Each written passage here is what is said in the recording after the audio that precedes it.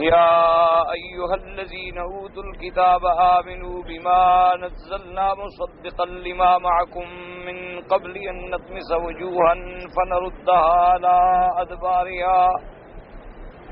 على أدبارها أو نلعنهم كما لعنا أصحاب السبت وكان أمر الله مفعولا إن الله لا يغفر أن يشرك به ويغفر ما دون ذلك لمن يشاء ومن يشرك بالله فقد افترى إثما عظيما۔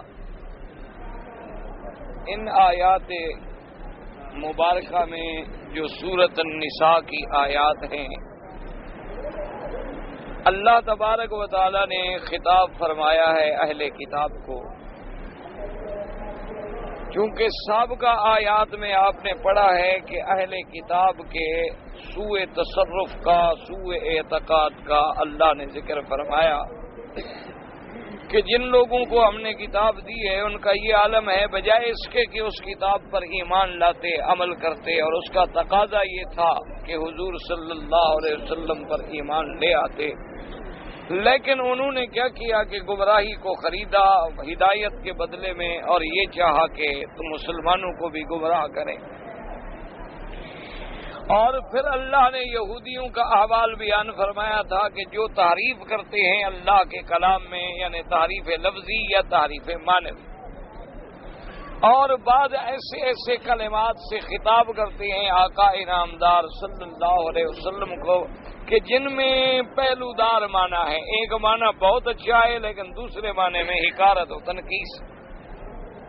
اللہ تبارک و تعالی نے ان کے احوال بیان کرنے کے بعد اب ان آیات میں اہل کتاب کو خطاب ہے اور دعوت دی گئی کہ اے وہ لوگوں جن کو ہم نے کتاب دی ہے، یا ایھا الذین اوتوا الکتاب آمنوا بما نزلنا،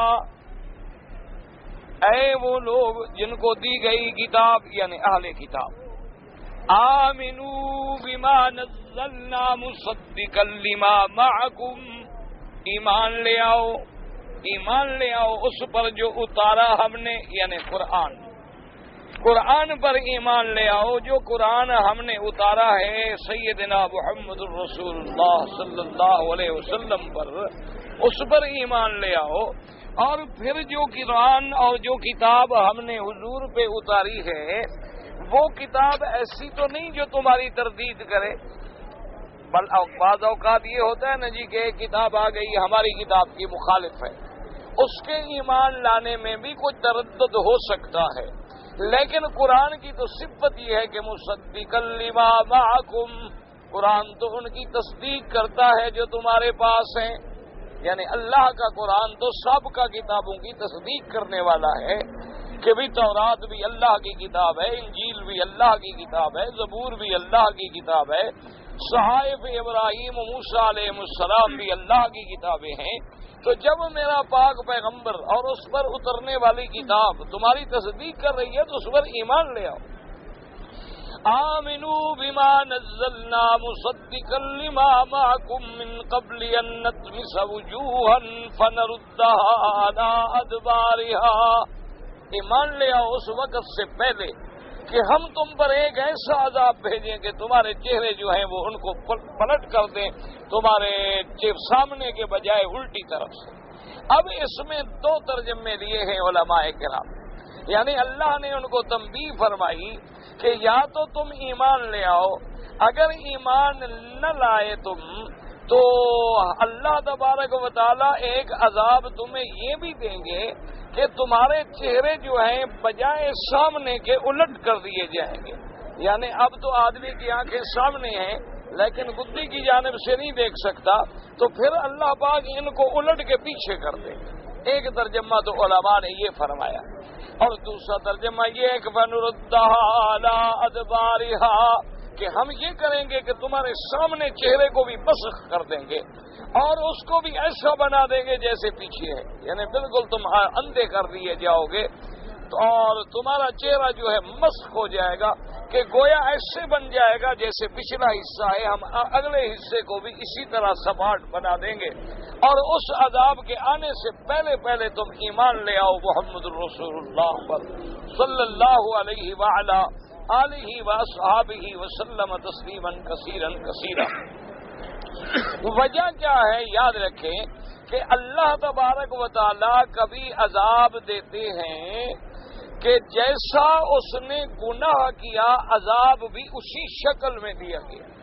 کبھی کبھی عذاب کا یہ طریقہ ہے قرآن پاک میں، کیا معنی؟ مثلا یہودیوں نے کیا کیا کہ سیدھا رستہ دیکھنے کے بجائے گمراہ ہو گئے، ہدایت کو لینے کے بجائے گمراہی کو لے دیا۔ تو جب تم نے ان آنکھوں سے سیدھا چلنا نہیں چاہا تو ہم ان کو بدل دیں گے، الٹ کر دیں گے۔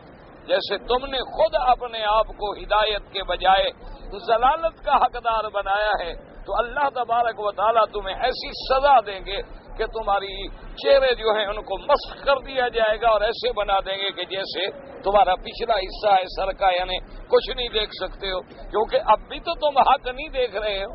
جیسے قرآن پاک میں دوسری جگہ ذکر آتا ہے، فرمایا من اعرض عن ذکری فإن له معیشۃ ضنکا ونحشره یوم القیامۃ اعمی، کہ جو لوگ آج دنیا میں قرآن سے اعراض کرتے ہیں، منہ پھیرتے ہیں، ایمان نہیں لے آتے، ہم ان کو زندگی میں بھی ذلت دیں گے اور قیامت میں بھی اندھا کر کے اٹھائیں گے۔ اور جب وہ قیامت میں اندھا ہو کے اٹھایا جائے گا تو وہ پوچھے گا قال رب لم حشرتنی اعمی وقد كنت بصیرا، اللہ میاں آج میں تم نے مجھے اندھا کر کے اٹھایا ہے، حالانکہ میں تو دنیا میں آنکھیں رکھتا تھا، دیکھنے والا تھا، تو مجھے یہ سزا کیوں دی گئی؟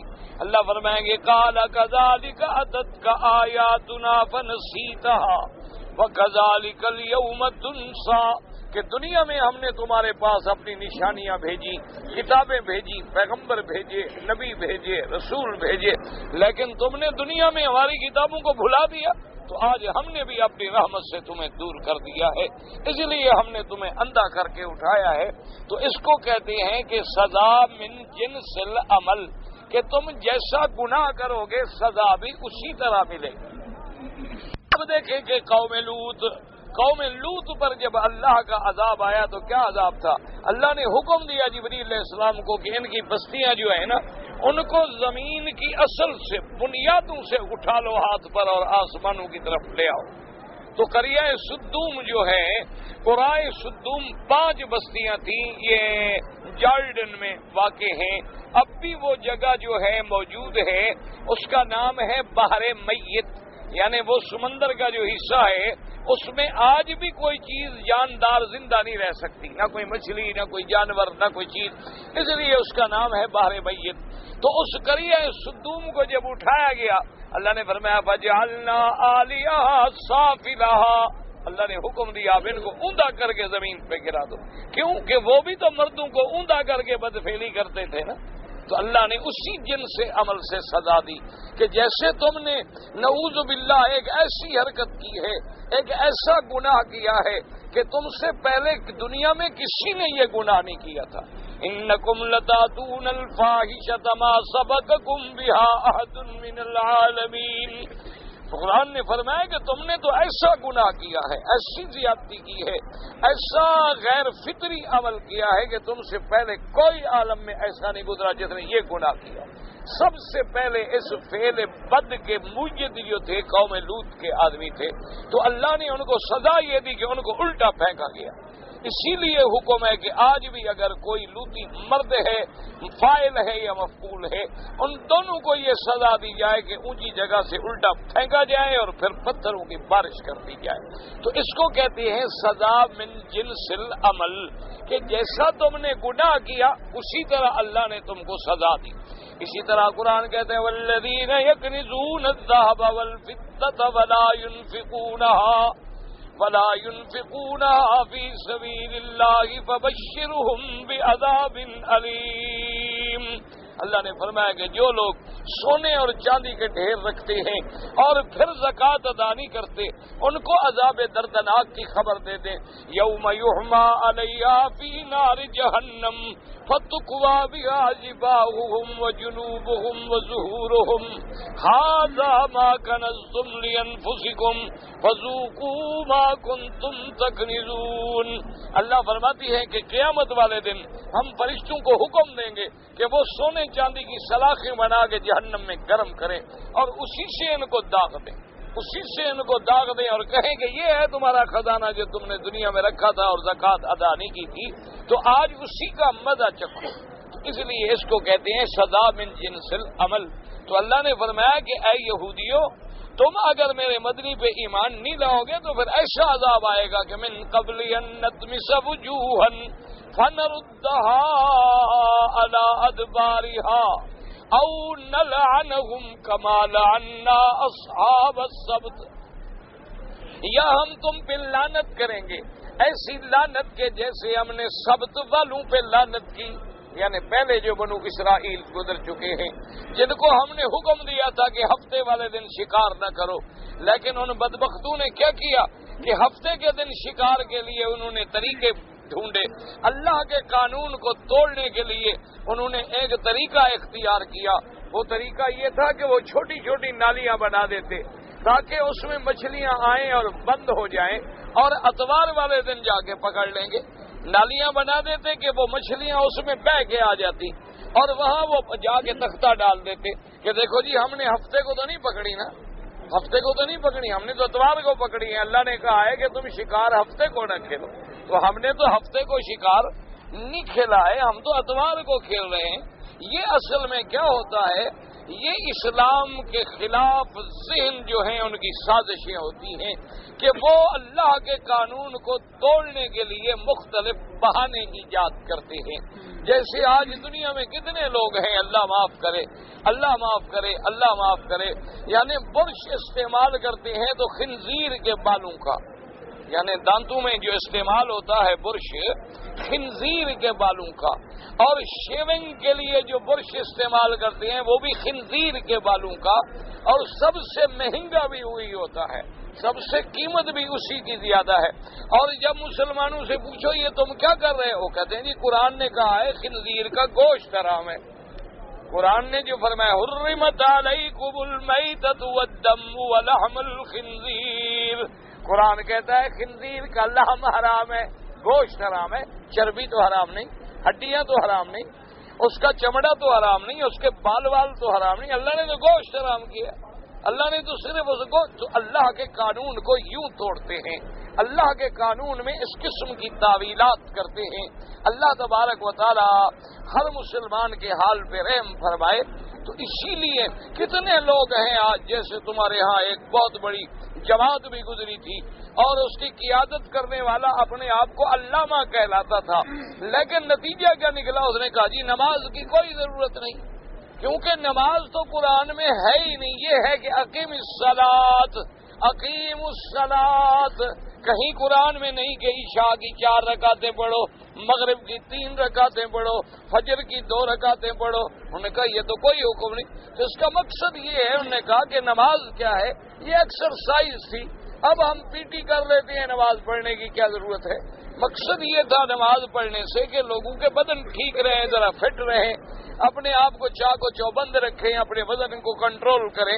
تو اب ہم نے دوسرے طریقے اختیار کر لیے ہیں، اگر ہم اسی طرح 5 نمازوں میں لگے رہے تو لوگ تو آگے نکل جائیں گے اور ہم پیچھے رہ جائیں گے۔ اسی لیے دیکھا نا، کہتے جی اگر ہم نے نمازوں میں ہی لگ گئے تو 5 نمازیں پڑھنے میں تو جی اتنا وقت چلا جائے گا، تو ہم تو پھر کسی دوسرے یعنی کافروں کو تو ہم پھر کسی معاملے میں مقابلہ کر ہی نہیں سکتے، ہمارے تو سارے اوقات نماز میں ہیں، کوئی وقت ہمارا جمعہ میں ہے، کوئی وقت ہمارا روزے میں ہے، کوئی وقت ہمارا عید پڑھنے میں ہے، کوئی وقت ہمارا جو ہے جی 5 نمازیں ادا کرنے میں ہے۔ تو بس مسلمانوں کو اللہ نے اسی لیے پیدا کیا ہے کہ بس وہ اسی طرح بھوکے مرتے رہیں اور لوگ ترقی کرتے چلے جائیں، لہذا نماز کی کوئی ضرورت نہیں، پی ٹی شیٹی کر لو، صبح دوڑ لگا لو، بس کافی ہو گیا، بات ساری ختم ہو گئی۔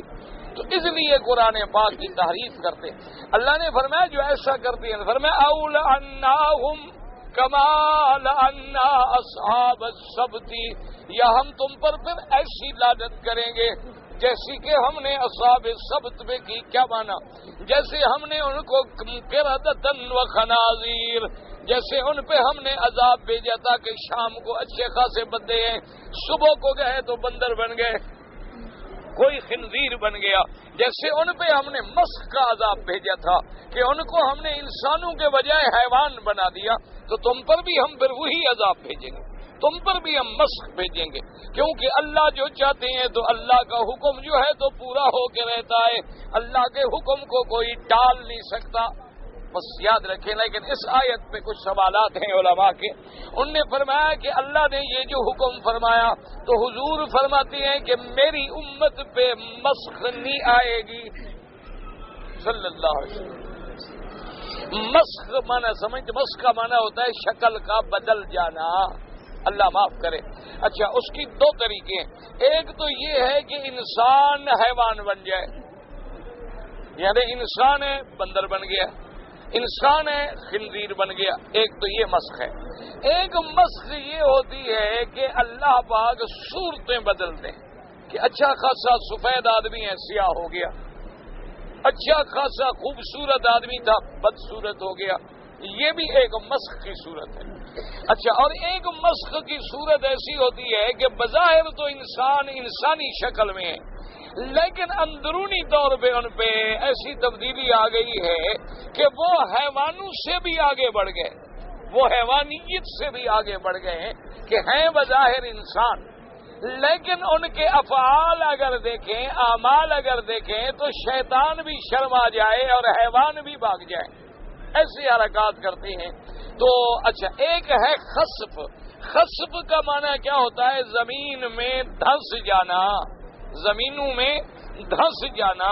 جیسے کہ اللہ نے قارون کو، جب قارون اپنی دولت کو لے کے نکلا اور اپنے جانوروں پہ اس نے چابیاں لادی ہوئی ہیں اور تکبر کر رہا ہے کہ انما اوتیتہ علی علم عندی، کہنے لگا یہ مال دولت مجھے خدا نے نہیں دی. بھائی کس نے دیا؟ انہوں نے کہا جی میرے پاس علم ہے، میں بزنس کرنا جانتا ہوں، تم نہیں جانتے اس لیے بھوکے مر رہے ہو. میرے پاس تو بڑی بڑی بزنس کی ماسٹر ڈگریاں ہیں، میں تو بڑا پڑھا لکھا آدمی ہوں، میری دنیا کی بزنس پہ نظر ہے، میں کامیاب ہو گیا، تم جاہل ہو، فیل ہو گئے. اس میں اللہ میاں کا کیا تعلق ہے؟ اللہ میاں چاہتے تو سب کو دے دے. تو اس نے ذرا تکبر کیا، نتیجہ کیا نکلا؟ اللہ کا جلال آیا، اللہ کا غضب ہے. فرمایا فخسفنا به وبداره الارض، اللہ نے حکم دیا زمین کو کہ اس متکبر کو بما اس کے محلوں کے زمین نگل لے. تو اب جناب ساری دنیا دیکھ رہی ہے اور قارون زمین میں دھنسا جا رہا ہے. اب چیخے فریاد کرے کیا فائدہ ہوگا؟ اور ایک حدیث مبارک میں ہے حضور نے فرمایا کہ اس کو ایسا ایسا ایسا ایسا یتجلجل بها الى یوم القیامہ، اسی طرح زمین میں دھنستا چلا جائے گا تاکہ قیامت آ جائے گی. اور جب قیامت آ جائے گی تو پھر اللہ کا عذاب آخرت والا شروع ہو جائے گا، یعنی پھر عذاب جو ہے عذاب سے مل جائے گا، کیونکہ اللہ کو تکبر پسند نہیں ہے. ورنہ اگر روزی جو ہے نا جی علم سے ہوتی تو پھر تو دنیا میں کوئی عالم بھی کبھی بھوکا نہ ہوتا. حالانکہ دیکھیں بڑے بڑے علم والے لوگ، بڑے بڑے فضل والے لوگ روٹی کے بھی محتاج رہے، اور بڑے بڑے جاہل لوگ جن کو دستخط کرنا بھی نہیں آتا ملٹی ملینئر ہیں. اس کا تعلق یہ تو اس کا نظام ہے، یہ ہمارے سمجھنے کا نہیں ہوتا. ہمارا تو فقط کام یہ ہے کہ اللہ کے احکام پہ ایمان لے آئیں. وہ ان کا نظام ہے، کبھی دے کے آزماتے ہیں، کبھی چھین کے آزماتے ہیں، کبھی امیر بنا کے آزماتے ہیں، کبھی غریب بنا کے آزماتے ہیں. اور پھر وہ جانتے ہیں کہ اس کو دولت کتنا دینی ہے، اس کو کیوں نہیں دینی ہے. کبھی کسی کو نہ دے کے شان اونچی کر دیتے ہیں کہ میرے آقا آمنہ کے لال سرکار مدینہ، اللہ کے کروڑوں صلاۃ و سلام، اللہ نے خود جبریل بھیجا کہ میرے مدنی اگر آپ چاہیں تو ہم مکے کے پہاڑوں کو سونے کا بنا دیتے ہیں اور ان کو ہم آرڈر کر دیتے ہیں کہ جہاں ہمارا نبی جائے ساتھ ساتھ چلو. سونے کے پہاڑ اور ساتھ چلتے رہے. حضور نے فرمایا کہ نہیں، الفقر فخری. انہوں نے کہا جبرائیل میرے اللہ سے عرض کریں میں اسی پہ راضی ہوں، ایک دفعہ مل جائے تیرا شکر کروں، نہ ملے بس تجھ سے مانگ لوں اور صبر کروں. مجھے نہیں چاہیے سونے کے پہاڑ، مجھے بالکل یہ ضرورت ہی نہیں ہے اس دولت کی. تو اب اللہ تبارک و تعالیٰ کبھی فخر دے کے اونچا کر دیتے ہیں کہ حضور کے گھر میں جب پیدا ہوئے ہیں، یعنی آپ تاریخ اٹھا کے دیکھ لیں کہ میرے سرکار کی جب ولادت مبارک ہوئی ہے تو گھر میں اتنا پیسے بھی نہیں تھے کہ کوئی خصوصی طور پہ روشنی کا انتظام کیا جائے، کیونکہ آپ کے والد تو پہلے فوت ہو گئے. اب حضور صلی اللہ علیہ وسلم جو ہیں یتیم کی حیثیت میں پیدا ہو رہے ہیں، تو گھر میں یعنی اندھیرا ہے، گھر میں کوئی قالین نہیں، گھر میں کوئی بستر نہیں، گھر میں ولادت کے لیے کوئی انتظامات نہیں. لیکن شان دیکھیں، ادھر ولادت ہوتی ہے، ادھر نور کی روشنی چمکتی ہے اور کیسر و کسرا کے محلوں کے کنگرے گر جاتے ہیں. وہاں کون سی دولت تھی، کون سی طاقت تھی؟ وہ عظمت شان محمد مصطفیٰ صلی اللہ علیہ وسلم. ایسی روشنی ہوئی کہ وہ محل نظر آنے لگے. اب مکے میں بیٹھ کے محل نظر آئے کسرا کے، ساری دیواریں بھی راستے میں ہٹ جائیں، کوئی ایسی لائٹ آپ لگا سکتے ہیں، سارے فاصلے بھی ختم ہو جائیں، تمام پردے بھی ہٹا دیے جائیں، کیونکہ اللہ یہ دکھانا چاہتے تھے کہ میرے مدنی کا نور نبوت جو ہے وہ پورے عالم پہ پھیلے گا. حضور صرف عرب کے لیے ہم نے نہیں بھیجے، حضور پاک کی نبوت جو ہے وہ خطہ عرب کے لیے نہیں ہے، بلکہ ہم نے آپ کی نبوت کو قیامت تک کے لیے اور پورے عالم کے لیے. تو اس لیے یعنی آپ اندازہ فرمائیں. اچھا بڑے بڑوں کے لوگوں کے گھر میں بڑے بڑے بچے پیدا ہوتے ہیں، چلو ماں باپ خوشی منائے گا، دوست خوشی منائیں گے، لیکن یہ کیسی بےست ہے کہ جن پریشان ہیں، پوری دنیا کے جنات پریشان ہیں، دوڑ دوڑ کے اپنے سب سے بڑے خناس کے پاس جا رہے ہیں، کہتے ہیں جی پتہ نہیں کیا ہو گیا. نے کہا کیا ہو؟ نے کہا آسمانوں پہ پہرے لگ گئے، آسمانوں پہ پہرے لگ گئے، زمینوں کی شکل بدل گئی ہے، اب ہم اوپر جا نہیں سکتے ہیں، شہاب ثاقب ہمیں مارے جاتے ہیں، وجہ کیا ہے سمجھ نہیں آئی. اس نے کہا بات سنو، ساری دنیا میں پھیل جاؤ، ساری دنیا کے ذرے ذرے کی مٹی لے آؤ اور مجھے دکھاؤ میں اندازہ کروں.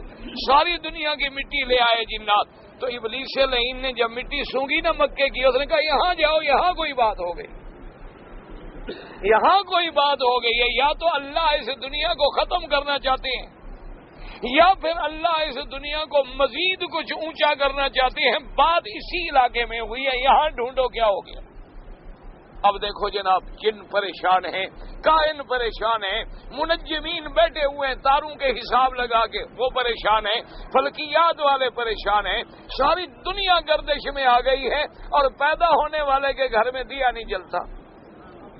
تو یہ اللہ کا نظام ہے. آدمی کو اپنے مالک کے نظام پہ ہر حال میں راضی ہونا چاہیے کہ حضور صلی اللہ علیہ وآلہ آلہ وصحبہ وسلم تسلیما کثیرا کثیرا. یعنی آپ اندازہ فرمائیں، سوچ سکتے ہیں آپ کہ خندق کھودی جا رہی ہے، حضور پاک نے پیٹ مبارک پہ پتھر باندھے ہوئے صلی اللہ علیہ وسلم. اور شان یہ ہے جب آپ نے پتھر پہ ضرب ماری تو اس سے ایک روشنی نکلی. صحابہ حیران ہو گئے، انہوں نے پوچھا حضور یہ کیا پتھر سے ایسے چمک نکلی ہے؟ انہوں نے فرمایا نہیں، اللہ نے مجھے دکھایا ہے کہ میری نبوت اور میری سلطنت اور میرا اقتدار جو ہے فلاں فلاں فلاں فلاں ملک تک پہنچے. یعنی ادھر فقر کا یہ عالم ہے کہ کھانا نہیں ہے، پیٹ مبارک پہ پتھر باندھے ہوئے ہیں تاکہ آنتوں میں بل نہ پڑ جائیں، اور ادھر شان کا یہ عالم ہے. اس لیے یہ دولت، یہ دنیا، یہ کوئی فخر کرنے والی چیز نہیں ہے. اگر دولت مل جائے تو اس پہ اترانا نہیں چاہیے، اور اگر نہ ملے تو گھبرانا نہیں چاہیے، اس کے نظام پہ راضی رہنا چاہیے کہ جو دینے والا ہے وہ جانتا ہے نا کہ بھی اس گلاس کو ہم نے کہاں رکھنا ہے، جس نے بنایا ہے اس کو زیادہ پتا ہے.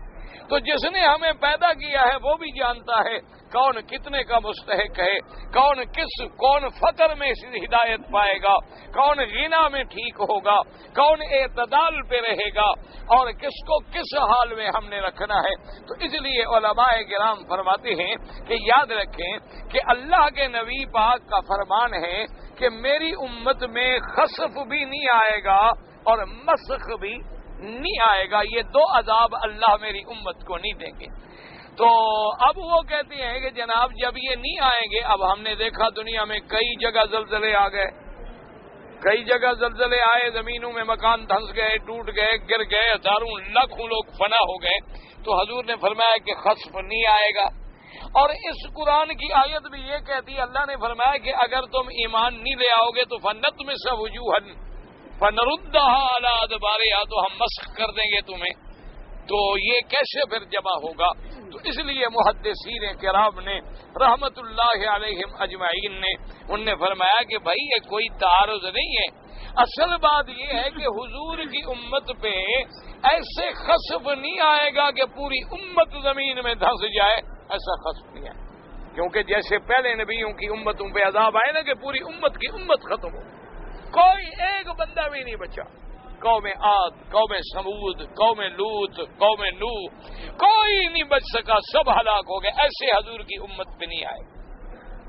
اور اسی طرح حضور کی امت پہ ایسے مسخ بھی نہیں آئے گا جیسے بنو اسرائیل میں آیا تھا کہ لوگ رات کو انسان صبح جائیں تو جب بندر بن چکے ہیں، وہ مسخ بھی نہیں آئے گا۔ ہاں اگر کہیں 1 2 4 10 50 100 اللہ اپنا عذاب کا نمونہ دکھانا چاہے تو وہ قادر ہیں۔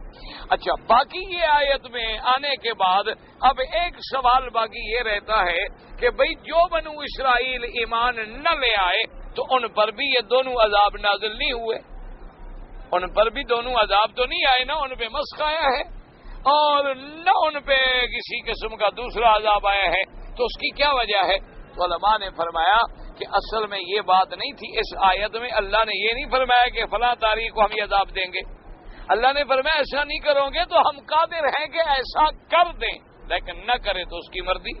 اس لیے قرآن نے یہ نہیں کہا کہ فلاں تاریخ کو تمہارے چہرے جو ہیں الٹ جائیں گے، فلاں تاریخ کو تم بدل جاؤ گے، اللہ نے فرمایا آمنو، ایمان لے آؤ اس کتاب پر جو ہم نے اتاری ہے محمد مصطفیٰ پر صلی اللہ علیہ وسلم، مصدقا لما معکم، جو تمہاری بھی تصدیق کرنے والی، من قبل ان نطمس وجوہا فنردها علی ادبارها۔ تو اللہ کی طرف سے تحدید ہے، اللہ کی طرف سے وعید ہے، یہ ضروری تو نہیں کہ فوراً آ جائے، اللہ نے یہاں کوئی ڈیٹ تو نہیں دی، کوئی تاریخ تو نہیں دی۔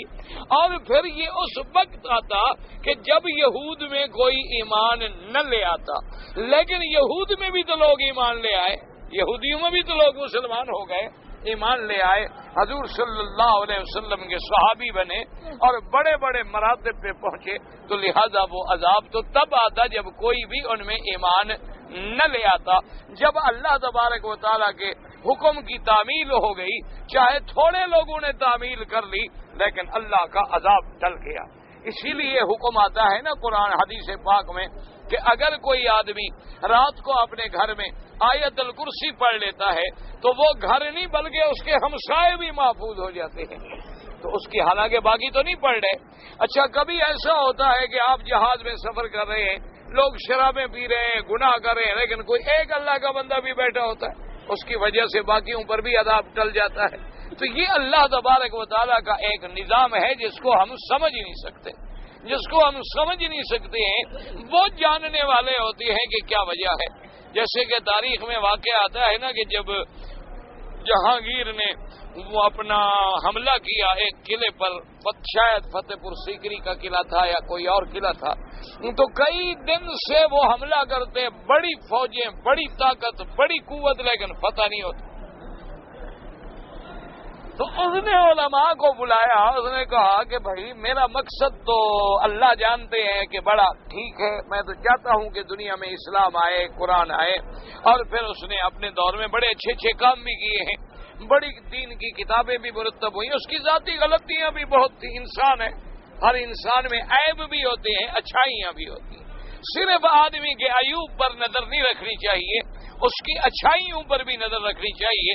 اسی دور میں فتاوی عالمگیری جیسی کتاب جو ہے مرتب ہوئی، یعنی اسی دور میں قرآن کے قوانین کی تدوین ہوئی، بڑی بڑی عظیم کتابیں لکھی گئی، بڑے بڑے علماء نے کام کیے. اس نے خود قرآن پاک کا حفظ کیا اور خود اس نے بڑی محنت کی، لیکن اس میں کچھ کمزوریاں بھی تھیں. تو اس نے علماء سے کہا کہ بھائی یہ کیا وجہ ہے کہ باقی تو میں نے سارا ملک فتح کر لیا ہے، لیکن یہ قلعہ فتح ہونے میں نہیں آ رہا، اور میں نے بڑی قوت سے اور بڑے تنظیم سے حملے کیے ہیں، لیکن کوئی فائدہ بھی نہیں ہوتا، دھیلے کا فائدہ بھی نہیں ہوتا. تو جب غور کیا گیا تو انہوں نے کہا کہ حضرت گزارش یہ ہے کہ اس علاقے میں فلاں جگہ پر ایک فقیر رہتا ہے، ایک اللہ والا رہتا ہے، آپ اس کی خدمت میں جائیں اور ان سے کہیں کہ وہ دعا کریں.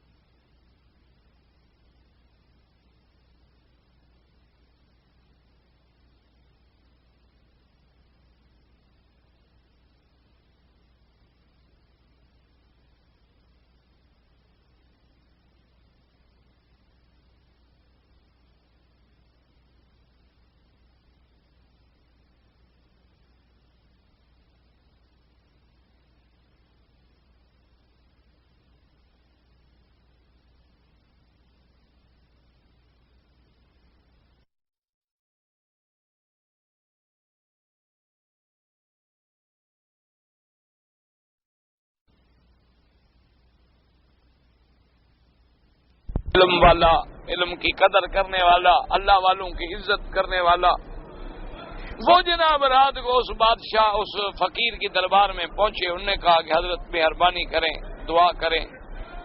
تو فقیر چپ ہو. وہ بیچارہ بیٹھ بیٹھ کے اٹھایا. اب دوسری رات پھر ان کی خدمت میں حاضر ہوا کہ حضرت مہربانی کریں، ہماری فوجیں بلا وجہ ٹکرا رہی ہیں، مر رہی ہیں، نقصان ہو رہے ہیں، اور سارا ملک میں نے فتح کر لیا، ایک ٹکڑا فتح نہیں ہوتا. حضرت پھر چپ ہو گئے. تیسری رات جب وہ آئے، بادشاہ آئے، انہوں نے آ کے ان کی خدمت میں پھر عرض کیا تو ان کی ایک چھوٹی سی گڈری اور چھوٹا سا سامان پڑا تھا، انہوں نے سامان اکٹھا کیا، ایک کپڑے میں باندھا اور لکڑی میں لٹکایا اور لکڑی کندھے پہ رکھی اور کہا اچھا بھائی آپ ہمیں یہاں نہیں رہنے دیتے تو اچھا السلام علیکم ہم جا رہے ہیں. اچھا بھائی ہم جا رہے ہیں، آپ ہمیں اب معلوم ہوتا ہے یہاں ٹکنے نہیں دیتے، روز آ جاتے ہو. تو بس وہ لکڑی اٹھائی، گٹھڑی اٹھائی. فقیروں کا کیا ہوتا ہے، فقیروں کا تو سامان ہی اتنا ہوتا ہے نا جی. تو انہوں نے اٹھایا، کندھے پہ رکھا، السلام علیکم، چلے گئے. صبح کو بادشاہ نے حملہ کیا، فتح ہو گیا. تو بعد میں سمجھ آئی بات انہیں کہ اصل میں اس اللہ والے کی وجہ سے اس جگہ کوئی حملہ کامیاب نہیں ہو رہا. تو جب وہ وہاں سے اٹھ کے چلے گئے تو اب کامیابی حاصل ہو گئی. تو کبھی کبھی کسی ایک اللہ والے کی وجہ سے ہم بچ جاتے ہیں، کسی ایک آدمی کی دعاؤں سے سب پر عذاب ٹل جاتا ہے اور ہمیں پتہ بھی نہیں ہوتا کہ وہ اللہ والا ہے کہاں اور وہ کہاں چھپا ہوا ہے. کیونکہ اب ہم نماز پڑھ رہے ہیں، ہزاروں لاکھوں آدمی کھڑے ہیں، کسی کی دعا تو مالک سن لیتے ہیں. کوئی تو ایسا ہوتا ہے نا کہ جس کی زبان سے جو بات نکلتی ہے تو اللہ پورا کر دیتے ہیں. اسی لیے حدیث مبارک میں ہے، میرے آقا نے فرمایا کہ بعض لوگ ایسے ہیں کہ اگر وہ کہیں لڑکی کا رشتہ مانگیں تو کوئی رشتہ نہیں دے گا، کیونکہ وہ فقیر ہیں، غریب ہیں اور ان کے پلے میں ہے کچھ نہیں. اور اگر وہ جا کے کسی کو کوئی بات کہیں تو کوئی نہیں سنے گا کہ کپڑے پھٹے ہوئے ہیں، بالوں میں مٹی پڑی ہوئی ہے، فقیر آدمی ہے، رہنے کو جگہ نہیں، کھانے کو روٹی نہیں. لیکن اللہ کے ہاں اس کا اتنا مرتبہ ہوتا ہے کہ لو اقسم علی اللہ لابرہ، اگر وہ قسم کھا لے کہ اللہ میاں یہ کر دے تو اللہ سچا کر دیتے ہیں اپنے بندے. تو ایسے بندے بھی ہوتے ہیں جن کا ہمیں پتہ نہیں ہوتا. تو اب یہود میں بھی ایسے لوگ گزرے ہیں جیسے عبداللہ ابن سلام ہے, عبداللہ ابن سوریہ ہے, بڑے بڑے لوگ ہیں جو حافظ تورات تھے اور پھر اسلام لائے اور اسلام میں بھی صحابی جلیل بنے. تو ان کے ایمان لانے کی وجہ سے اگر باقی قوم بھی وقتی طور پہ بچ گئی تو یہ اللہ کی حکمت ہے. اب اللہ نے فرمایا کہ ان اللہ لا یغفر ان یشرک بہ ویغفر ما دون ذلک لمن یشاء. اللہ نے فرمایا کہ سن لو سمجھ لو پکی بات ہے کہ اللہ ہرگز معاف نہیں فرمائیں گے اس کو جس نے اللہ کے ساتھ شریک کیا. شرک کا گناہ جو ہے کبھی معاف نہیں ہوگا. کیا مانا؟ یعنی اسی شرک پہ جمع رہے. اگر شرک سے توبہ کر کے موحد بن جائے تو اب مشرک تو رہا نہیں نا, پھر تو بات ختم ہو گئی. پھر تو بات ختم ہو گئی کہ مشرک رہا نہیں. مشرک ہو اور بخشا جائے یہ کبھی نہیں ہوگا. اور اس کے بعد فرمایا وَيَغْفِرُ مَا دُونَ ذَلِكَ لِمَن يَشَاءُ. شرک سے ماورا اس کے علاوہ جو گناہ ہیں, چاہے وہ بندہ ان گناہوں پہ مر بھی جائے تو اللہ چاہے جس کو چاہے معاف کر دیں. یعنی باقی تو ہر گناہ پہ معافی مل سکتی ہے, لیکن شرک جو ہے اس پہ کبھی معافی نہیں مل سکتی. اسی لیے یاد رکھ لیں, موٹی موٹی باتیں سمجھ لیں کہ شرک کا معنی کیا ہے. شرک کا معنی یہ ہے کہ یا تو اللہ کی ذات میں شریک کرے. کیا معنی؟ اللہ کو بھی مانے, کسی اور کو بھی خدا مانے. جیسے ایسے لوگ گزرے ہیں جو کہتے تھے کہ دراصل دو خدا ہیں. ایک خدا ہے خیر پیدا کرتا ہے اور ایک خدا ہے جو شر پیدا کرتا ہے. ایک خدا ہے جس نے نور پیدا کیا ہے اور ایک خدا ہے جس نے اندھیرا پیدا کیا ہے. ایک کا نام رکھتے تھے یزداں اور ایک کا نام رکھتے تھے آرمن. تو یہ بھی شرک ہے. اچھا, ایک شرک یہ ہے کہ جو صفتیں میرے اللہ کی ہیں ان میں کسی غیر کو شریک کرے, یہ بھی مشرک ہے. سمجھ نہیں مسئلہ کیا مانا؟ علم غیب کس کی صفت ہے؟ اللہ کی ہے. ہر چھپی ہوئی بات کے جاننے والا کون ہے؟ ذرے ذرے کا عالم کون ہے؟ دن رات ہمارے سینوں کے اندر جو راز ہیں ان کے جاننے والا کون ہے؟ اللہ ہے. اچھا, اب اگر کوئی آدمی یہ عقیدہ رکھے کہ اللہ کے نبی بھی عالم الغیب ہیں, اولیاء اللہ بھی عالم الغیب ہیں, اور ہمارے بڑے بڑے شیخ مشائخ بزرگ جو ہیں وہ بھی عالم الغیب ہیں, تو یہ شرک ہے. کیونکہ علم غیب کس کی صفت تھی؟ اللہ کی. اچھا, لیکن اب یہ بڑا دھوکہ ہے. لوگ کہتے ہیں کہ جناب یہ تو ہم بالکل ہمارا عقیدہ ہی نہیں, ہم نے تو کبھی نہیں کہا کہ پیران پیر جو ہیں عالم الغیب ہیں.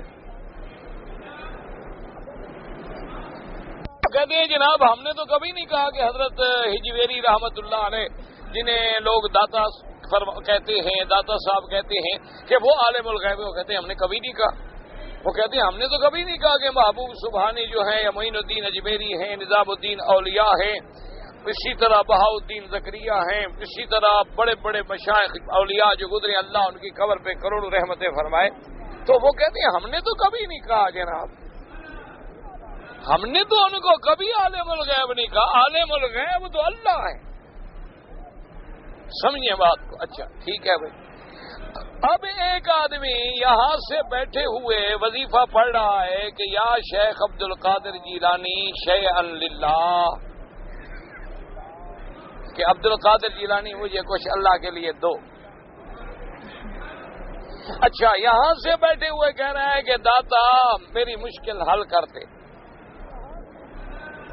یہاں سے کشتی ڈوبنے لگی گا, معین الدین اجمیری مہربانی کر, بغیر دابے بلا افتاد کشتی, مدد کن یا معین الدین چشتی, یہ نعرہ لگا رہا ہے. اب مجھے آپ ذرا ٹھنڈے دل سے سمجھائیں کہ جب یہاں مکے میں بیٹھے ہوئے یا اپنے ملکوں میں بیٹھے ہوئے پیران پیر کو پکار رہا ہے اور وہ اس سے ہزاروں میل دور ہیں, تو یہ پکارنے والے کا کیا عقیدہ ہے کہ جس کو پکار رہا ہے وہ سنتا ہے یا نہیں سنتا؟ اگر عقیدہ یہ ہے کہ وہ نہیں سنتا تو پکارنے والا پاگل ہے، جو نہ سنے اس کو بھی کوئی پکارتا ہے؟ اگر عقیدہ ہے کہ میں جو کچھ کہہ رہا ہوں میرا مرشد سن رہا ہے اور میرے مرشد کو میرے حال کا علم ہے کہ میرا مرید آج بڑی مصیبت میں ہے، اس کو علم ہے، تو اب ایمان سے کہیں علم غیب اور کیا ہوتا ہے؟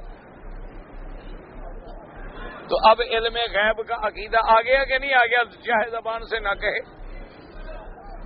زبان سے وہ لاکھ دفعہ نہ کہے، لیکن جب پکار رہا ہے تو کس اعتقاد؟ دیکھو نا، ہم جو کھڑے ہیں میزاب رحمت پہ یا مکے میں، کعبے میں، مدینہ پاک میں، یا اللہ یا اللہ، یا ربا، یا حی یا قیوم، یا رب البیت العتیق، ہم جو پکار رہے ہیں تو کیا عقیدہ ہے؟ خدا سنتا ہے کہ نہیں؟ اچھا، اور جانتا بھی ہے کہ ہم کیا کہہ رہے ہیں؟ اور پھر جو ہم مانگ رہے ہیں وہ دینے پہ قدرت بھی رکھتا ہے۔ اگر یہ عقیدہ نہ ہو تو کوئی پکارتا ہے؟ اسی طرح اب کوئی پکارے یا نبی، یا جبرائیل، یا میکائیل، یا پیر، یا غوث، یا ابدال، یا کتب، یا شیخ، یا فلان، تو اب اس کا کیا عقیدہ ہے؟ اگر وہ نہیں سنتے تو پکار کیوں رہا ہے؟ اور اگر وہ سنتے ہیں تو یہ صفت کس کی تھی کہ ہر کسی کی فریاد سنے؟ اب شرک ہو رہا ہے کہ نہیں ہو رہا ہے؟ کہ جو صفتیں میرے اللہ کی تھی اس میں کسی کو شریک کرے، اس میں کسی کو شریک کرے، یہ اسی کا نام شرک ہے۔ اچھا، ہر چیز پہ قدرت رکھنے والا کون ہے؟ ہر نفع نقصان کا مالک کون ہے؟ اب وہ اپنے مرشد کو کہہ رہا ہے کہ میرا مرشد مہربانی کر مجھے مصیبت سے نکال۔ تو جب یہ عقیدہ کر رہا ہے تو اور شرک کس کو کہتے ہیں؟ اسی لیے یاد رکھو کہ اللہ کے گھر کا طواف بھی کرے اور قبر پر بھی طواف کرے تو یہ طواف میں شرک ہے، سمجھ لو مسئلہ۔ اللہ کی قربانی بھی کرے اور مرشد کی قبر پہ بھی قربانی اور چڑھاوے چڑھائے تو یہ شرک ہے قربانی میں۔ خدا کے کعبے کو بھی غسل دیں اور مزارات شیخ کو بھی غسل دیں۔ اللہ کا کعبہ اگر دھلتا ہے تو میرے پیر کا مزار بھی دھلتا ہے۔ اچھا، اور عاشق پتہ ہے کیسے ہوتے ہیں؟ ایک آدمی عاشق تھا، ایک شاعر مر گیا بیچارے کا نام میں نہیں لیتا تاکہ غیبت نہ ہو، وہ تھا بڑا شرابی، اللہ معاف کرے، ہم اس سے بھی بڑے گناہگار ہیں، اللہ سب کو معاف کرے۔ بہرحال وہ بڑا شرابی تھا، تو جب مر گیا پتہ ہے کہ اس کے جو شاگرد تھے نا انہوں نے کیا کیا کہ ساری قسم کی جتنی شرابیں مل سکتی تھی نا جی ساری شرابیں لے لی، جتنی شرابیں اس وقت یعنی موجود تھی مارکیٹ میں، ہر قسم کی شراب لے کے بالٹی میں بھری اور شراب سے جا کے اپنے استاد کی قبر کو غسل دیا کہ بھی ہمارا استاد چونکہ اس کا عاشق تھا تو لہذا ہم اس کی مزار پر مہربانی کریں اور کچھ نہ کرے تو قبر پہ تو شراب پہنچا دیں۔ انا للہ و انا الیہ راجعون۔ تو اسی طرح جب ہم ہر بات میں کہ اللہ کو بھی پکارو، نبی کو بھی پکارو، یا حرف ندا اللہ کے ساتھ بھی لگاؤ، نبی کے ساتھ بھی لگاؤ، اور اللہ کو بھی عالم الغیب سمجھیں، پیغمبر کو بھی عالم الغیب سمجھیں، اللہ کو بھی عالم الغیب سمجھیں اور مرشد کو بھی عالم الغیب سمجھیں۔ اللہ بھی ہمیں دکھ سے چھڑانے والا، مرشد بھی چھڑانے والا، تو شرک کیا ہوتا ہے؟ میں نے خود پڑھا، ایک آدمی نے کتاب میں لکھا، اس نے لکھا کہ میں اپنے پیر کے عرس پہ جا رہا تھا، میں جانتا ہوں ان لوگوں کو، لکھنے والوں کو بھی جانتا ہوں، فوت ہو گئے، بارہ اللہ معاف کرے۔ تو اس نے لکھا اپنی ڈائری میں، ڈائری لکھتے تھے وہ، انہوں نے لکھا کہ میں نے اپنے مرشد کے عرس پہ جانا تھا اور جانے کا ذریعہ کیا ہوتا تھا اس دور میں، کشتیاں تھیں اور کشتیوں پہ لوگ جاتے تھے دریا میں۔ وہ کہتے ہیں کہ جناب میں جب پہنچا تو کشتی نہ ملی، اب میں دریا کا کنارہ لے کے چل پڑا اور چلتا رہا اور چلتا رہا اور چلتا رہا، اور جب بالکل میں تنگ آ گیا تو مجھے کوئی لکڑی وکڑی مل گئی، میں بس اس لکڑی پہ بیٹھ گیا اور اپنے آپ کو دریا میں ڈال دیا۔ بہرحال میں کنارے لگ گیا اور اس کے بعد میں اپنے مرشد کے عرس پہ پہنچ گیا۔ آپ جا کے حاضری دی، اور حاضری دینے کے بعد میں رات کو وہی مزار کے سین میں سویا ہوا تھا کہ وہ کہتے ہیں جناب مجھے مرشد کی زیارت ہوئی تو مجھے مرشد نے کہا کہ بھئی تم نے اچھا عرس منایا، اچھا عرس پہ آیا ہو، مجھے تم نے بڑی تکلیف پہنچائی۔ کہتا ہے میں ڈر گیا، میں نے کہا کمال ہے، میں تو جان مار کے حاضر ہوا ہوں، تکلیف کیا؟ اس نے کہا تم نے اللہ کے بندے اپنی مرشد نے اپنی پشت سے کپڑا ہٹایا تو داغ دکھائے کہ جب تم ڈوب رہے تھے لکڑی کے ساتھ میں ہی تو تمہیں اٹھا کے یہاں لایا ہوں۔ اب اس سے بڑا کوئی شرک بھی ہے؟ یعنی جب وہ ڈوبنے لگا تو مرشد کو پتا لگ گیا کہ ڈوب رہا ہے، میرا مرید نکالو، اور حضرت نے پھر یہ بھی نہیں کیا کہ چلو اس کو اٹھا لیں، لکڑی بھی ساتھ اٹھا لی نا مرشد نے۔ انا للہ و انا الیہ راجعون۔ دعا کریں اللہ مسلمانوں کو ہدایت۔ یاد رکھو مرشد ہوتے ہیں رستہ دکھلانے کے لیے، مشائخ ہوتے ہیں ہماری اصلاح کرنے کے لیے کہ ہمارے اعمال بگڑ جائیں ہماری اصلاح کریں، ہمارے عقائد بگڑ جائیں ہماری اصلاح کریں، ہم گناہوں میں ڈوب جائیں تو ہمیں گناہوں سے بچائیں، ہمیں صراط مستقیم پہ چلائیں، ہمیں محمد مدنی کا غلام بنائیں، ہماری صورت نبی کے خلاف ہو تو ہماری صورت اصلاح کریں، ہماری سیرت بگڑے تو سیرت کی اصلاح کریں۔ اس لیے مرشد ہوتے ہیں، یہ نہیں کہ مرشد نفع نقصان کے مالک ہوتے ہیں۔ کتنی مرشد ہیں دنیا میں جن کی اپنی اولاد نہیں ہے، تو تمہیں اولاد کیا دیں گے؟ اللہ کے بندے سمجھو۔ اچھا آج اگر تمہارا پیر ہے پنجاب کا، وہ پنجابی جانتا ہے انگریزی؟ نہیں جانتا۔ مرید انگریزی والا لیکن قبر میں جانے کے بعد ساری بولیاں جان جاتا ہے، اور جب تک زندہ ہے عربی پیر ہے تو اردو نہیں جانتا، اردو والا پیر ہے تو عربی نہیں جانتا، پنجابی ہے تو سندھی نہیں جانتا، سندھی ہے تو پنجابی نہیں جانتا۔ اگر کوئی پختون ہمارا پیر ہے تو وہ پشتو کے بغیر کوئی زبان نہیں جانتا، لیکن جب قبر میں چلا جائے تو ہر مرید کی بولی سمجھنی شروع ہو جاتا ہے۔ کوئی عقل کریں، خدا کا خوف کریں۔ اللہ نے عقل دیا ہے کہ نہیں دیا؟ جب تک زندہ رہا تو ہماری بولی نہیں سمجھتا تھا، مرنے کے بعد اب مرید انگریزی میں بھی بلائے تو سمجھ رہا ہے۔ یہ صفت صرف میرے اللہ کی ہے کہ جس زبان میں بولو سنتا، سمجھتا ہے، جانتا ہے اور نفع نقصان کا مالک ہے۔ صرف تیری میری نہیں، پرند چرند حیوان بھی پکارے تو سنتا، اس کو کائنات کا ذرہ ذرہ اس کے علم محیط میں ہے۔ یہ صفت صرف میرے اللہ کی ہے۔ جب ہم یہ بات سمجھاتے ہیں تو یہ کہتے ہیں دیکھو جی نعوذ باللہ یہ نبی کے دشمن ہیں، اس لیے ہم اگر لکھتے ہیں یا اللہ یا محمد، ان کو کیا تکلیف ہوتی ہے؟ ہمیں تکلیف نہیں ہوتی۔ اگر ہمیں تکلیف ہو تو پھر لا الہ الا اللہ محمد الرسول اللہ بھی نہ لکھیں، اگر ہمیں تکلیف ہو تو اشہد ان محمد الرسول اللہ بھی نہ لکھیں، اگر ہمیں تکلیف ہو تو ہم ما کان محمد ابا احد یہ آیت بھی نہ لکھیں اور قرآن میں نہ پڑھیں۔ ہمیں تکلیف نہیں ہوتی، تیرے عقیدے کا دکھ ہوتا ہے کہ یا حرف ندا ہے، ادھر تم اللہ کے ساتھ لگا رہے ہو، ادھر تم نبی کے ساتھ لگا رہے ہو، کسی وجہ سے کہیں شرک میں نہ پڑ جاؤ۔ اس لیے علماء کہتے ہیں کہ بھائی ایسا حرف نہ لکھو جس سے شبہ پڑ جائے، اللہ اس عبادت سے بھی روک دیتے ہیں۔ اب دیکھو جنازہ پڑھتے ہو لیکن رکوع نہیں کرتے، سجدہ نہیں کرتے، کیوں؟ جنازہ بھی تو نماز ہے۔ لیکن کوئی دیکھنے والا یہ نہ سمجھے کہ اس میت کو سجدہ ہو رہا ہے، اللہ نے فرمایا کوئی شبہ میں نہ پڑے، تم رکوع نہ کرو، کھڑے کھڑے دعا مانگو، بس میں قبول کر دوں۔ اب سورج نکلے نماز نہ پڑھو، بھائی سورج کوئی ہمارے گھر سے نکلتا ہے؟ نماز پڑھنے والے کی جیب سے نکلتا ہے؟ سورج کہاں، ہم کہاں؟ لیکن سورج کا پجاری اس وقت عبادت کرتا ہے۔ اللہ نے فرمایا خبردار تمہیں دیکھنے والا کسی شبہ میں نہ پڑ جائے کہ یہ بھی سورج کے پجاری ہیں۔ میرے بندے، اسی لیے علماء کہتے ہیں جس حرف ندا میں غیر اللہ کی پکار کا شبہ پڑ جائے وہ حرف نہ لکھو، کہیں تیرے عقیدے پہ دکھ نہ آ جائے۔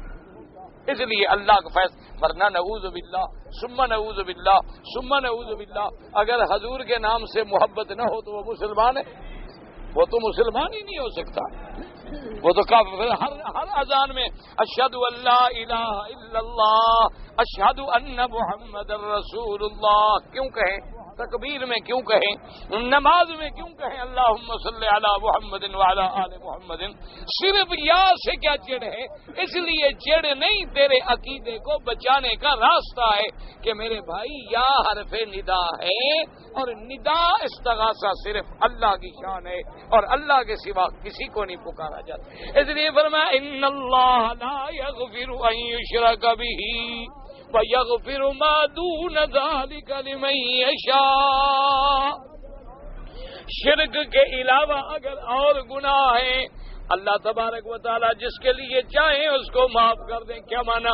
یا تو بالکل معاف کر دیں کہ کوئی عذاب بھی نہیں، اللہ فرمائے جاؤ میرے بندے میں نے معاف کر دیں، یا اتنی عذاب دے دیں کہ جتنی گناہ ہے پھر نکال لیں، یا پیغمبر کی شفاعت سے چھوڑ دیں، یا اللہ والوں کی شفاعت سے اس کو بخش دیں۔ لیکن شرک کے لیے نہ شفاعت ہے، نہ سفارش ہے، نہ بخشش ہے، الا شرک سے توبہ کر کے بچ جاؤ۔ اس لیے فرمایا وَمَن يُشْرِكْ بِاللَّهِ وَمَن يُشْرِكْ بِاللَّهِ فَقَدِ افْتَرَىٰ إِثْمًا عَظِيمًا۔ اللہ نے فرمایا جو میرا شریک بناتا ہے اس نے کتنا بڑا بہتان باندھا، کتنا بڑا گناہ کمایا کہ کہاں خالق اور کہاں مخلوق۔ فرمایا جو میرا شریک بنا رہا ہے وہ کتنا بڑا جھوٹ باندھ رہا ہے کہ کہاں بندہ کہاں مولا، کہاں خالق کہاں مخلوق، کہاں مالک اور کہاں مملوک، کہاں خدائی صفات کہاں بندے والی صفتیں۔ یہ کھانے کے محتاج، پینے کے محتاج، روٹی کے محتاج، گھر کے محتاج، کپڑے کے محتاج، بیوی بچوں کے محتاج، اور وہ صفت اللہ الصمد الذی لم یلد ولم یولد ولم یکن له کفوا احد۔ وہ تو ایسی ذات ہے جو کسی چیز کی بھی محتاج نہیں، ساری کائنات اس کی محتاج۔ فرمایا یہ کیسا بندہ ہے کہ محتاج کو میرے ساتھ ملا رہا ہے، اس کو جس نے موت آنی ہے، جس نے خود مر جانا ہے، اس کو الحی القیوم کے ساتھ ملا رہا ہے، اور جو خود اپنے کام نہیں کر سکتا اس کو وہ مشکل کشا اور حاجت روا بنا رہا ہے، اور جس کے اپنے بچے شہید ہو جائیں کرب و بلا میں نہ بچا سکے ان کو پکار کے سمجھتا ہے کہ میرے لیے مشکل کشا بن جائیں گے۔ اس سے بڑا جھوٹ کیسے ہو سکتا؟ اس لیے فرمایا فقد افترا اثما عظیما، اس نے گھڑا ہے، افترا کیا، اثمن گناہ، اور گناہ بھی اتنا بڑا کہ جس کی معافی کوئی نہیں۔ اس لیے دعا کریں اللہ ہر مسلمان کو شرک سے بچائے، اللہ ہر مسلمان کو کفر سے بچائے، اللہ پاک صحیح عقیدہ نصیب فرمائے۔ کہتے ہیں جی کہ اگر کسی آدمی کی نمازیں رہ جائیں اور وہ مر جائے، بھئی اصل بات تو یہ ہے کہ اللہ نے اس کو اگر توبہ نصیب کر دی تو الحمدللہ، کیونکہ ہر گناہ معاف ہو سکتا ہے ماں سوائے شرک۔ لیکن بعض ائمہ کرام فرماتے ہیں کہ اگر اس کے ورثہ اس کی طرف سے جتنی نمازیں قضا ہوئی ہیں صدقہ ادا کریں تو ہو سکتا ہے، لیکن صرف امام ابو حنیفہ رحمۃ اللہ علیہ کے نزدیک، باقی ائمہ ثلاثہ اس کے قائل نہیں۔ جی کہ میں اپنے والد کی خواب میں زیارت کرنا چاہتا ہوں، تو یہ تو بابا کوئی پیر ڈھونڈو، میں تو آپ گناہگار آدمی ہوں، میں اگر تمہیں تمہارا والد کی زیارت کرا سکتا تو اپنے والد کی نہ کر لیتا۔ اور ایک بات یاد رکھو، اللہ سے دعا مانگو اور والد کے لیے ہر نماز کے بعد بخشش کی دعا کیا کرو، اور ان کے لیے زیادہ سے زیادہ خیرات کرو، صدقات کرو، طواف کرو، عمرے کرو، حج کرو، صدقات جاریہ کرو. جتنا والد کے ساتھ تم تعلق زیادہ جوڑو گے اللہ سے مانگتے بھی رہو, اللہ قادر ہے وہ تمہیں دکھا دیں گے. یا پھر کوئی پہنچا ہوا پیر پکڑو. مجھے تو کچھ نہیں آتا بھائی, سچی بات ہے. جو نہ اللہ کے کعبے بیٹھ کے جھوٹ بولوں. کہتے ہیں لوگوں کے پاس ہوتے ہیں کوئی وظیفے شریفے پڑھتے ہیں تو قبر کو بھی دیکھ لیتے ہیں, زندہ کو بھی دیکھ لیتے ہیں. ہمیں تو یہ سامنے والے بھی ٹھیک نظر نہیں آتے, اینک لگانی پڑتی, حرف نظر نہیں آتے تو قبر والوں کو ہم کیسے دیکھ لیں گے. اور یہ ایک بات یاد رکھو کہ جن چیزوں کو اللہ نے چھپایا ہے اسی پہ راضی رہو. ایک مسئلہ سمجھو, حضور سرکار کا فرمان ہے, میرے مدنی پاک کا فرمان ہے صلی اللہ علیہ وسلم کہ جب قبر میں عذاب ہوتا ہے دنیا کی ہر چیز اس کو سنتی ہے الا الثقلین, صرف انسان اور جن نہیں سنتے. اسی لیے آپ نے دیکھا ہوگا نا ہمارے دیہات میں یہ عام بات ہوتی ہے, جب گھوڑی چھوڑی کو پیٹ میں درد ہو نا تو جٹ کہتے ہیں بابا اس کو قبرستان لے جاؤ. اب گھوڑی کو قبرستان میں لے جانے کا کیا مطلب ہوتا ہے, یا گائے کو یا بھینس کو؟ مانا یہ ہے کہ وہاں کچھ عذاب کی ایسی کیفیتیں ہیں جو جانور سنتا ہے اس کو اپنا درد بھول جاتا ہے, اس کی بیماری رفع ہو جاتی ہے. ہر چیز سنتی ہے. فرمایا انسان اور جن. تو صحابہ نے پوچھا حضور کیا وجہ ہے؟ فرمایا اگر اللہ تمہیں بھی سنا دیں تو تم تو اپنے مردوں کو دفن ہی نہ کرو, زمین پہ پھینک کے بھاگاؤ. اس لیے اللہ نے پردہ رکھا ہے. تو جس بات کو اللہ پردے میں رکھے اس کو پردے میں رہنے دو. بس دعا کرو کہ اللہ ان کا انجام اچھا کرے. اس کو کھولنے کی ضرورت نہیں ہے. جو چیزیں اللہ نے کھول دی ہیں کھول دی ہیں. اچھا خود کبھی اللہ خواب میں دکھا دیں الحمدللہ, نہ دکھائیں الحمدللہ.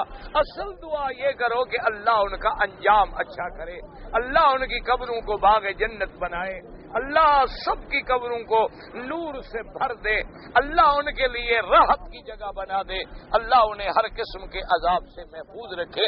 دیکھیں نا ساری حدیثوں کا ذخیرہ دیکھیں, صرف چند ایک واقعات ہیں. حضور نے فرمایا کہ اللہ نے مجھے دکھایا ہے کہ انہما لا یعذبان, ان قبر والوں کو عذاب ہو رہا ہے, وما یعذبان فی کبیر. تو اس لیے یہ تو اللہ چاہے تو اپنے نبی پہ کھول دے, نہ چاہے تو نہ کھول. اسی لیے ہمیشہ یاد رکھا کریں جو معاملے اللہ چھپائے, عالم برزخ کا پردہ ہے. برزخ کا معنی کیا ہے؟ پردہ. جیسے اللہ نے فرمایا کہ مرج البحرین یلتقیان بینہما برزخ لا یبغیان, کہ دو پانیوں کے درمیان ہم نے پردہ رکھا ہے, ادھر پانی میٹھا ہے ادھر کھارا ہے لیکن ملتے نہیں.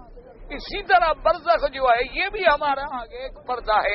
اللہ نے پردہ رکھا ہے, ہم نے دفن کر دیا, اللہ کی رحمت پہ امید ہے, پتہ نہیں آگے کیا ہے, آگے احوال کیا ہے. اگر پتہ لگ جائے تو انسان دنیا میں 2 دن بھی زندہ نہ رہے. اس لیے جو چیزیں اللہ کی حکمت میں ہیں ان کو اسی طرح رہنے دو. بہرحال میں تو ایسے کوئی عمل نہیں جانتا. اگر کوئی آدمی نماز کے اندر رکوع میں یا سجدے میں دعا پڑھے جو معصورہ ہیں, یعنی حدیث میں قرآن میں موجود ہیں, ہاں بطور دعا پڑھ سکتا ہے, بطور قرآن تلاوت نہیں کر سکتا. یاد رکھیں, یاد قرآن میں دعا ہے رب انی مغلوب فانتصر, اب بطور دعا وہ پڑھ رہا ہے, کوئی حرج نہیں. رب انی مسنی الضر وانت ارحم الراحمین. اسی طرح اور دعائیں ربنا اغفر لی ولوالدی وللمؤمنین یوم یقوم الحساب, بطور دعا پڑھے تو پڑھ سکتا ہے.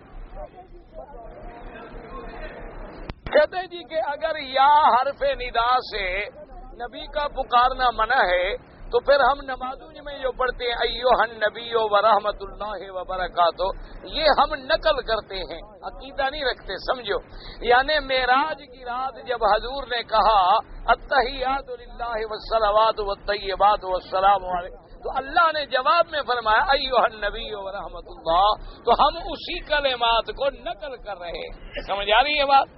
ہم اسی کلمات کو نقل کر رہے ہیں, ندا نہیں کر رہے, پکار نہیں کر رہے, کہ نقل کرنا. جیسے آج تم قرآن میں پڑھو یا موسیٰ وما تلک بیمینک یا موسیٰ قال القھا یا موسیٰ, تو ہم موسیٰ کو حکم دے رہے ہیں ہم تو اس قرآن کی آیت کو نقل کر رہے ہیں، بطور نقل پڑھ رہے ہیں. ہم حضرت موسیٰ کو تو نہیں خود ہاں والا تھا مسلم پکڑو، تو ہم مسلم آرڈر کر رہے ہیں. اس بات کو سمجھو، کیونکہ نماز بھی مومن کا معراج ہے، اور اللہ کو وہ کلمات ایسے پسند ہیں کہ اللہ نے حکم دے دیا محمد مدنی تیری امت تیری معراج والے قصے کو ہمیشہ دہراتی رہے. تو ہم صرف ان الفاظ کو دہراتے